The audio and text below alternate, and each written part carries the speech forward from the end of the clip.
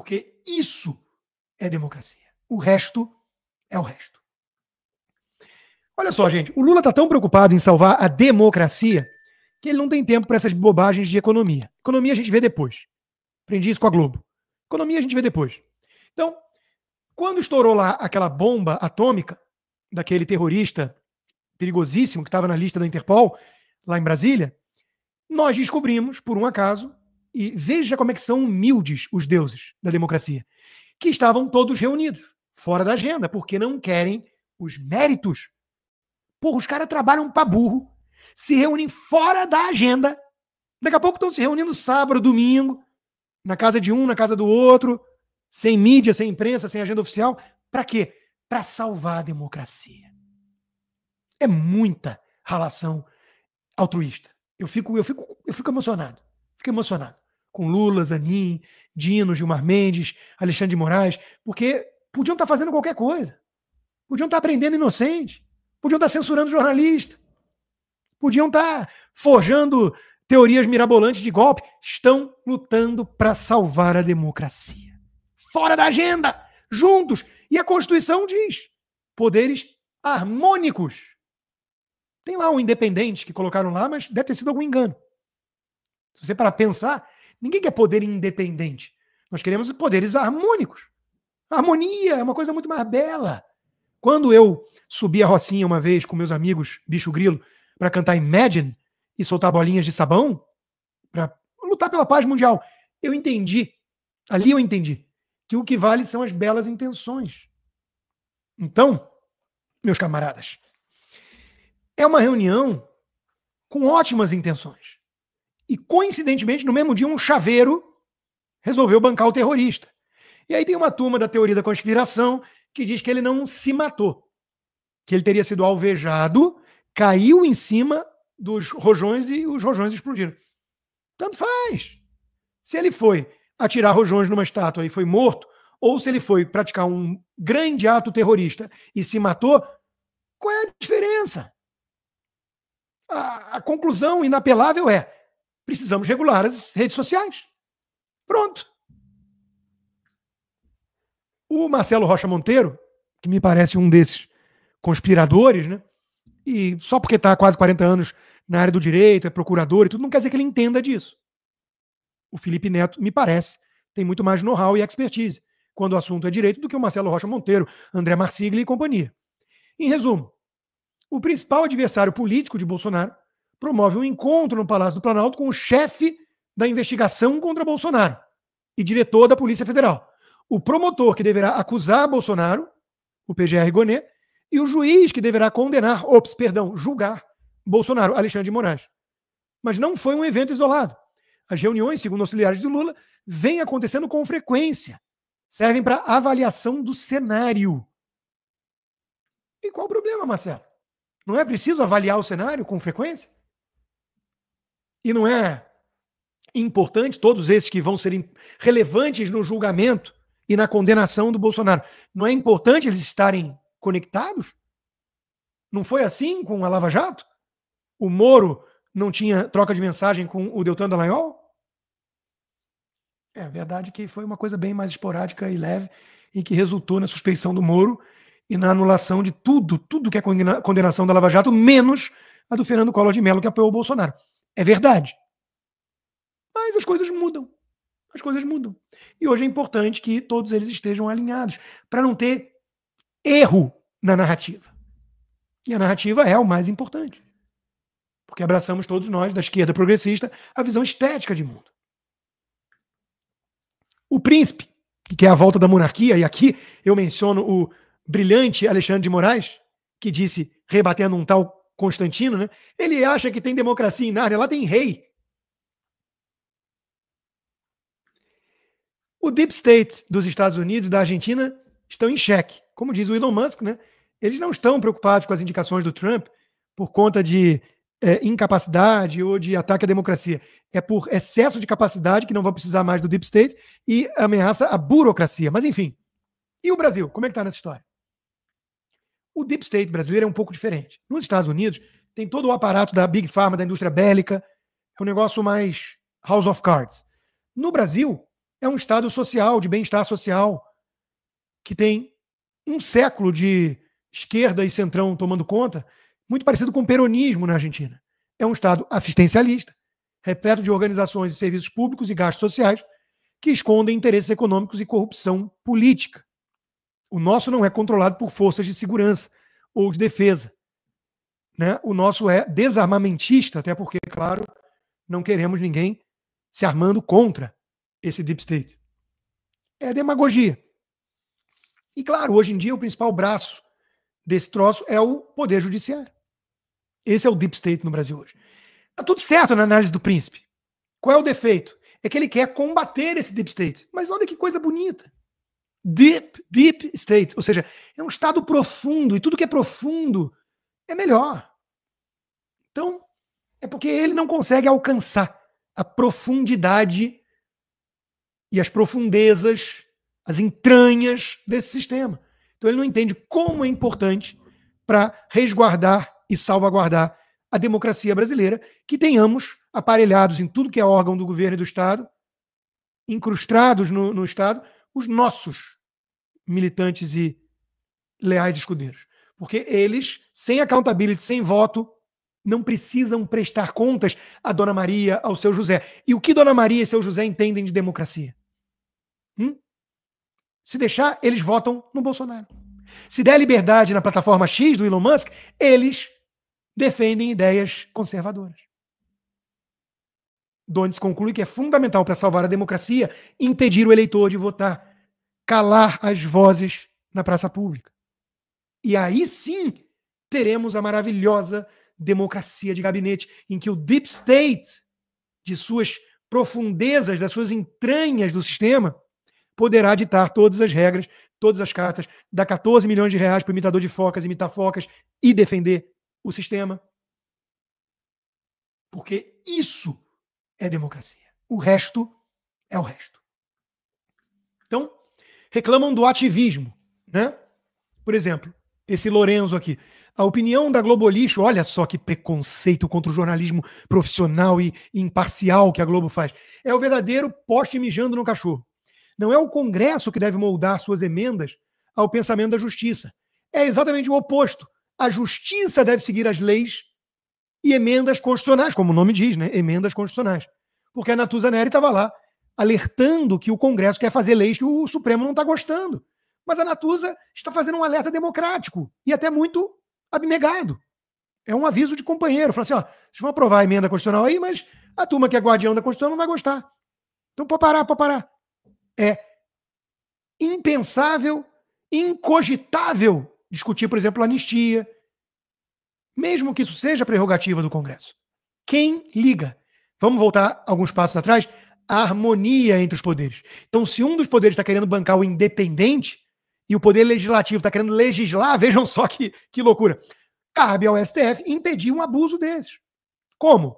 Atropelando a Câmara. Se preciso for, prendendo um ou outro congressista. Por que não? O Maduro fez.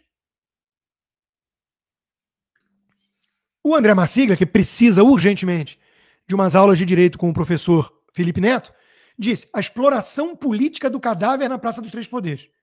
O mais sujo de tudo isso, definitivamente, é aproximar o perturbado homem, que a Janja chamou de bestão, a um símbolo do perigo da liberdade de expressão nas redes sociais. Quer dizer, porque teve um maluco, que a Simone Tebet garantiu que não existem lobos solitários nessas horas, à exceção do Adélio Bispo. Um maluco vai lá e explode um negócio, aí querem já falar que o problema é a liberdade de expressão nas redes sociais. Claro que é, André Marsiglia.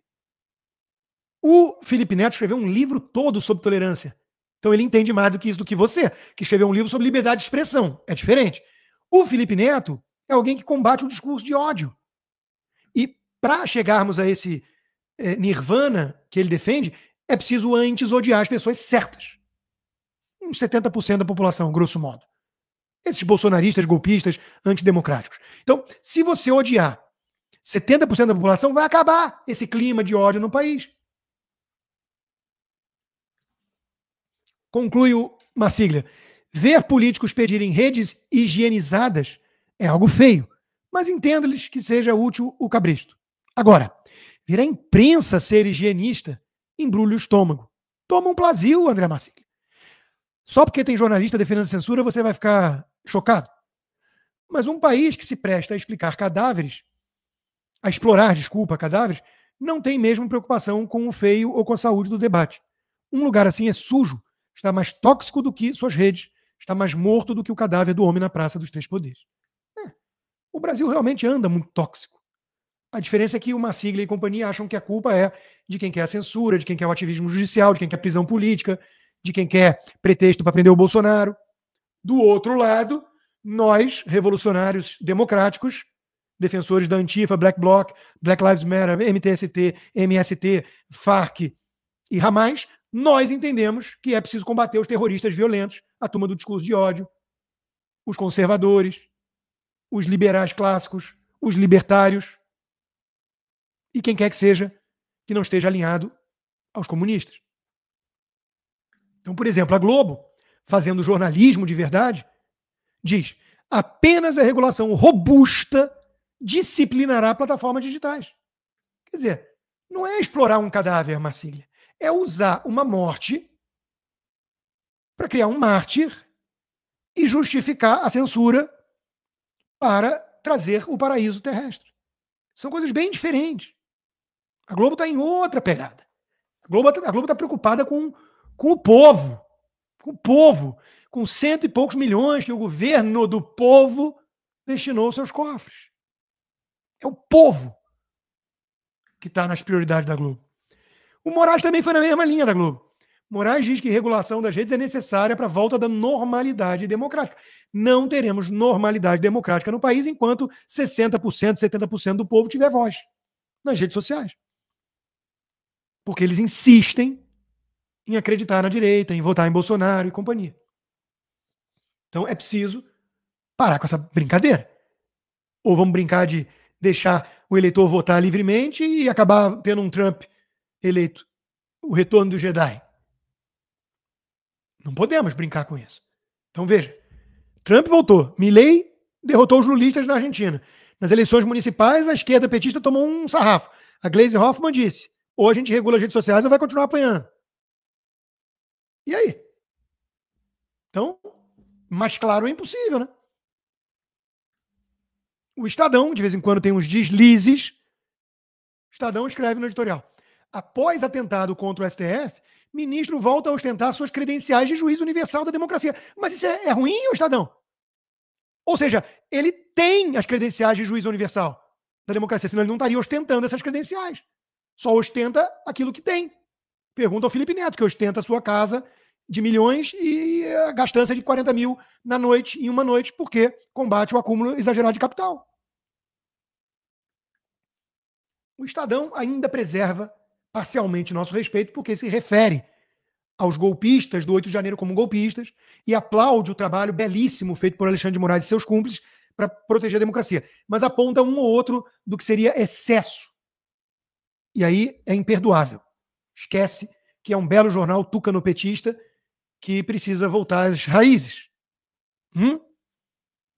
Não consigo ver defeito num ministro que ostenta suas credenciais de todo-poderoso. Aí chegamos na notícia positiva, brilhante, maravilhosa, festejante de hoje. A Polícia Federal do Lula, segundo Flávio Dino, prende general e outros 4 por suposta tentativa de golpe. A Gazeta do Povo sempre com esse jornalismo criterioso. Suposta tentativa de golpe. Foi tentativa de golpe. A Globo disse. A Globo disse, assim como a Globo disse que o ministro Alexandre de Moraes levou um tapa na cara em Roma. E o filho dele, um imberbe de 30 anos de idade também. A Globo diz, aconteceu, porra. Então, 4 presos, porque iam tentar matar Lula, Alckmin e Alexandre de Moraes junto. E agora eu vou revelar o que aconteceu aqui. Extra. Furo de reportagem.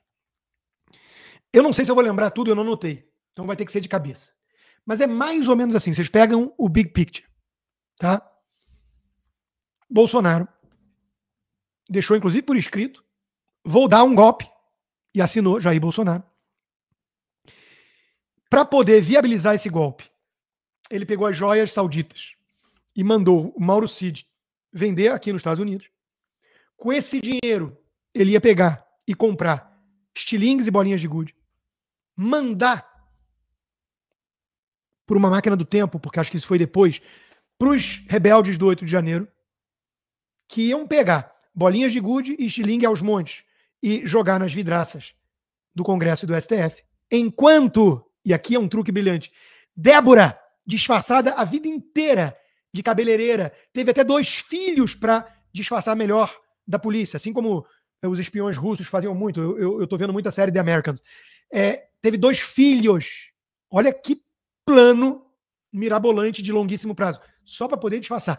Enquanto Débora pegava seu batom atômico, escrevia "perdeu o mané numa estátua", para deixar claro que vai implodir tudo, não vai sobrar pedra sobre pedra do sistema. Enquanto isso, militares kids pretos, ou kids Hall, sei lá, iam cercar o Alexandre de Moraes, envenená-lo, enforcá-lo, que é para garantir que o serviço foi bem feito, e de tabela, não se sabe muito bem ao certo como, iam pegar o Lula e o Alckmin também, que não estavam acompanhando, nem seguindo, nem nada, mas iam fazer o serviço completo. E aí, finalmente, sem um disparo, sem um tanque nas ruas, o golpe teria sido dado. É brilhante. Tudo isso orquestrado na casa do Braga Neto e em trocas de mensagens de aplicativos. Caso único na história de um golpe com assinatura, com impressão digital, com minuta assinada, impressa. A brilhante jornalista imparcial Eliane Cantanhede já tinha dito, né? PF ameaça anular acordo de delação do Mauro Cid, porque ele não contou tudo o que sabia. Alguns bolsonaristas disseram, não encontraram nada no cartão de vacinação. Ah, sim, tinha que adulterar o cartão de vacinação para vir vender as joias. Tudo se encaixa! Tudo é brilhante o golpe, brilhante. Puta, cara, que esquece Sidney Sheldon, esquece Agatha Christie, meu Deus do céu, fico até arrepiado. Que golpe! Então tinha um cartão da vacina também, para poder entrar nos Estados Unidos de forma ilegal. Não que nem forjaram a entrada do Felipe Martins. Outra coisa. Então a Eliane Cantanhede já sabia que o que pegaram do Mauro Cid não deu em nada. Então já sabia que iam atrás dele de novo para entregar alguma coisa. Porque é assim que se faz numa democracia. O Beria explicou isso na União Soviética, um regime democrático. Me dê um nome e eu te entrego o crime. Então, fizeram pesca probatória com o Mauro Cid, com o pretexto do cartão da vacina, pegaram o telefone dele e não encontraram nada. Mas agora, com uma empresa ultra mirabolante de Israel, Celebrate, eles conseguiram ir nas nuvens do Signal e ler todos os signals. E ali está muito claro que havia esse golpe que eu descrevi agora, exatamente ele, passo a passo, tudo documentado, assinado, passo a passo, registrado a ata da reunião, no cartório, estava tudo lá. Por exemplo, olha só, tô na posição, diz a mensagem de um dos kids pretos aí. Tô na posição. O que tô na posição pode querer dizer, além de tô na posição esperando a ordem para matá-lo, enforcado ou envenenado, Vossa Excelência? Tô na posição. Qualquer um consegue ler, não nas entrelinhas, mas nas pós-linhas, no PS, pós-scriptum. Então, tá tudo muito claro. Tá tudo muito transparente. Impacientes com o Bolsonaro, militares, alvos da PF, usavam até palavrões. 4 linhas é o cacete, escreveu um deles. Meu amigo, quando o cara chega num ponto de usar um palavrão, é porque ele já está praticamente colocando em exercício o plano de matar alguém. Alguma vez na vida você soltou algum palavrão sem que você quisesse matar alguém?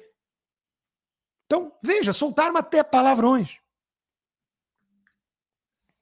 Braga Neto planejou tentativa de execução de Lula e Alexandre, segundo a PF, lulista.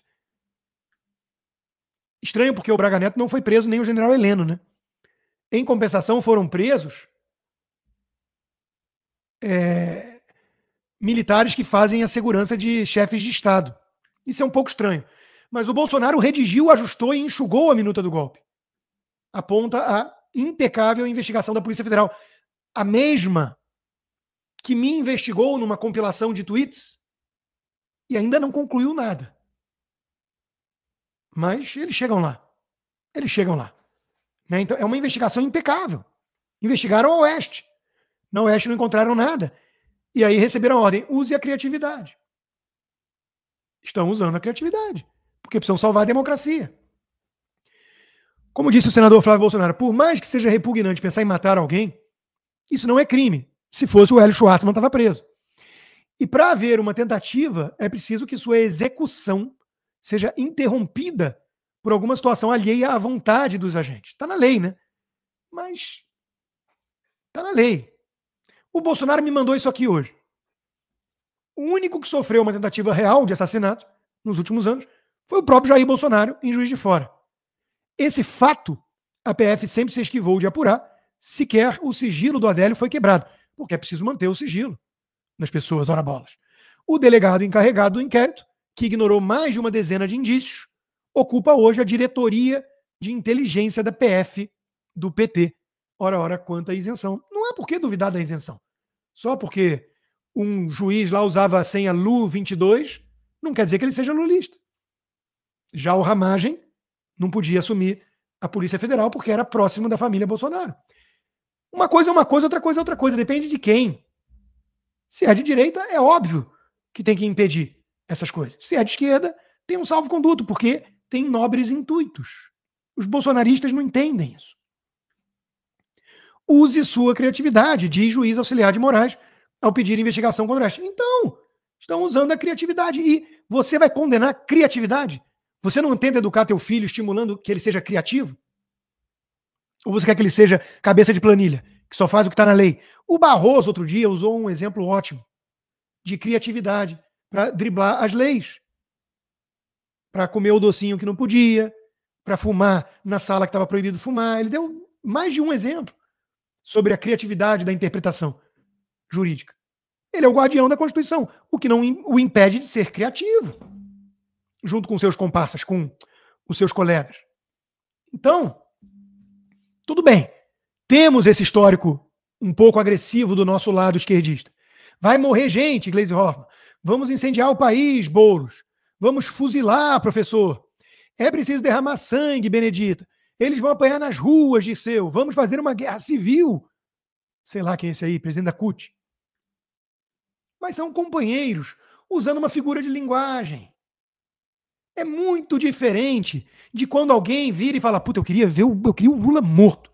Isso é um plano minucioso de assassinato. Percebe? Eu me dei o trabalho, porque eu faço jornalismo, padrão Globo. Não, aí eu não precisaria ter feito isso. Tá bom, nesse caso eu tive um deslize e mandei um esquema meio Gazeta do Povo, Revista Oeste. Eu fui ler a decisão do Alexandre de Moraes. E claro, algumas pessoas podem virar e falar assim, já não salta aos olhos o fato do Alexandre de Moraes ser o principal alvo do plano mirabolante de assassinato. A gente fica na dúvida se enforcado ou envenenado. Mas ele é o principal alvo dos conspiradores. E ele assina as ordens para a Polícia Federal? Sim. Mas olha que conspiração.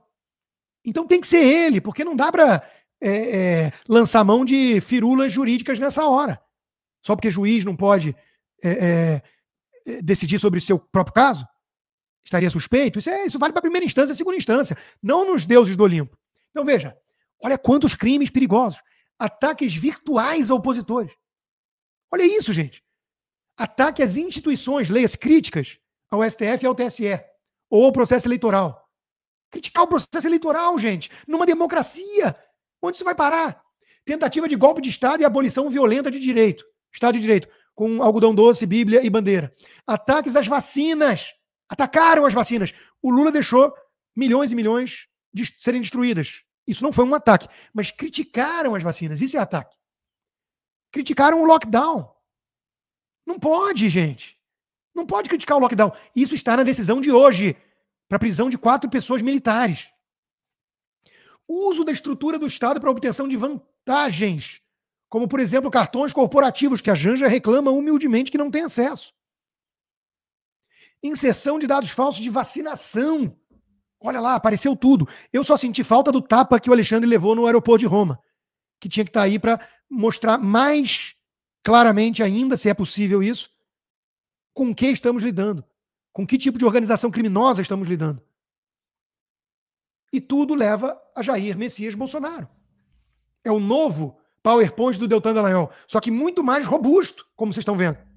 E o Alexandre de Moraes é tão cioso do seu trabalho jurídico e tão seguro de que tem fartas provas, não é nem evidência, que ele deixou de fora o tapa que ele levou, que é uma ameaça ao Estado de Direito, sendo ele o próprio Estado de Direito.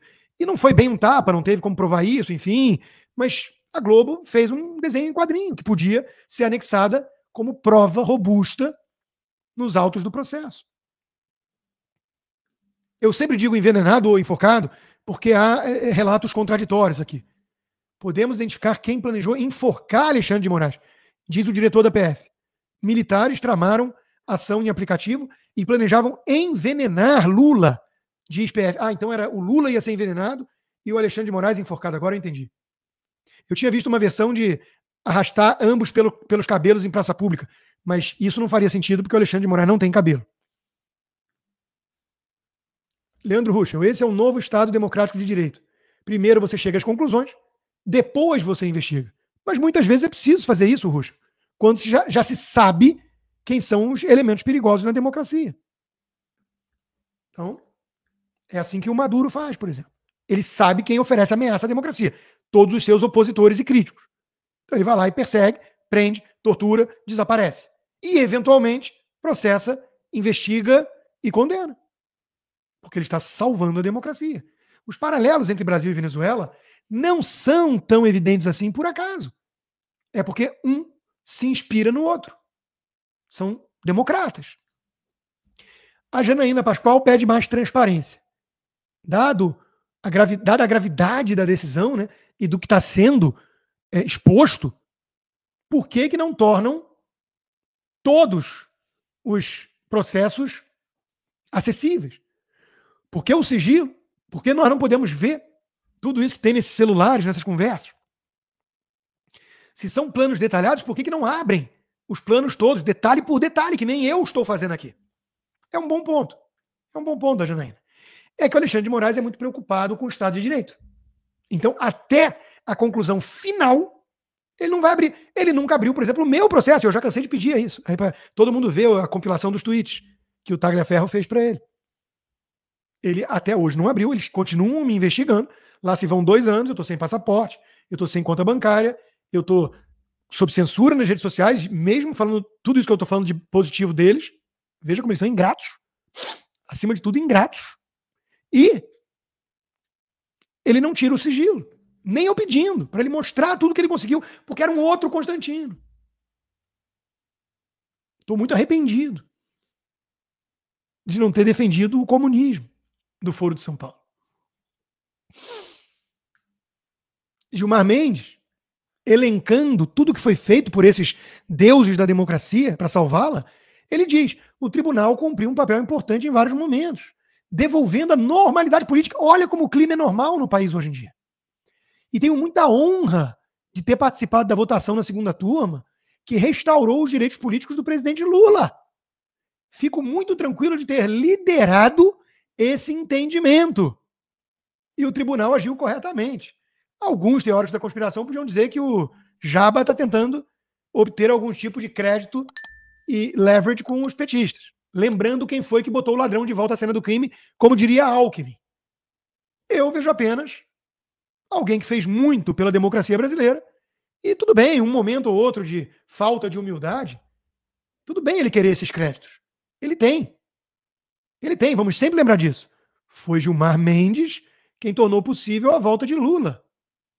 Vamos sempre lembrar disso. Merval Pereira, no Globo, chama a atenção que não há ainda essa normalidade política toda, porque temos sementes envenenadas. Esse clima violento na política brasileira que precisa ser contido. E não pense você que ele está falando daquela lista de quem falou: vamos derramar sangue, eles têm que apanhar nas urnas, vamos ter uma guerra civil. Ou até mesmo quem deu uma facada em Bolsonaro. Tudo isso, bobagem. O clima violento mesmo, vem da direita bolsonarista. Vem da direita bolsonarista por leniência das autoridades. Então, não tem que se discutir anistia. Pelo contrário, tem que prender todo mundo e condenar 70% do Brasil a 15 anos de prisão. Somente assim teremos paz, normalidade política e institucional e a democracia salva. Se prendermos 70% do povo brasileiro, condenando todo mundo a 15 anos de prisão.